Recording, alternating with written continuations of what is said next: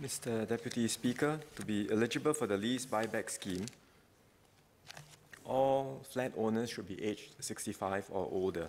Age 65 corresponds to the CPF payout eligibility age, which is the minimum age when they can start to receive their monthly payouts from the CPF.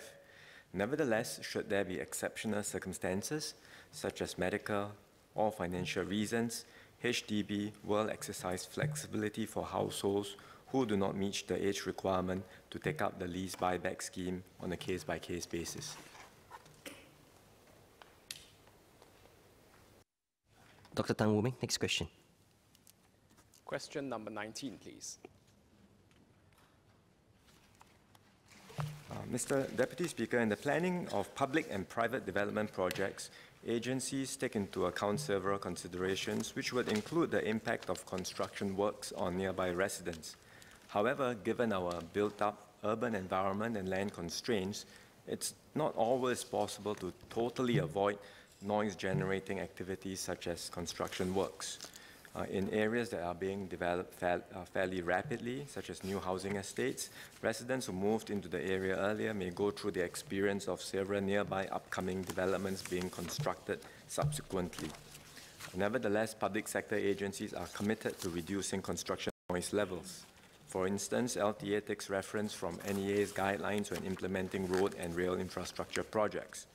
HDB's contractors also include measures like the staggering of noisy activities using quieter equipment and construction methods, shielding of noise sources, and restricting the duration of noisy activities like piling to minimize inconvenience to residents during the development process. During the construction period, noise limits are imposed on construction sites under the Environmental Protection and Management Act. Construction companies which violate these limits are liable to enforcement action by the National Environment Agency, which would include a fine of up to $40,000 upon conviction. And a stop work order may also be imposed on repeat offenders.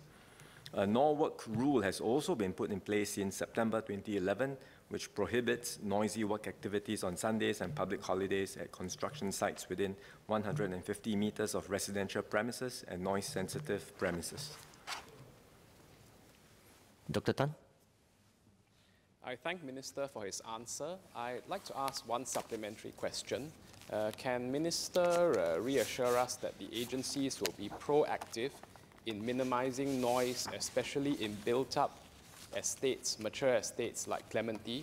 I ask this because I have had residents' feedback that for some developments, especially where there was concurrent demolition going on, large pieces of debris were being broken down on-site rather than transported elsewhere to be broken down, with ensuing noise disamenities.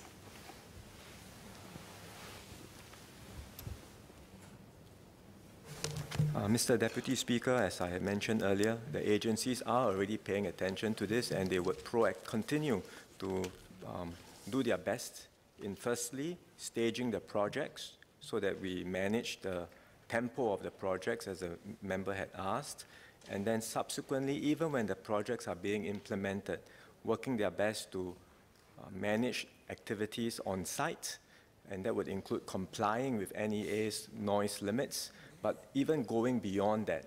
And we know that there are more advanced construction methods that allow for construction to be done more productively and importantly in a more quieter fashion. In fact, NEA also has a quieter construction fund, which co-funds construction activities that may be more expensive, but can do things in a quieter way.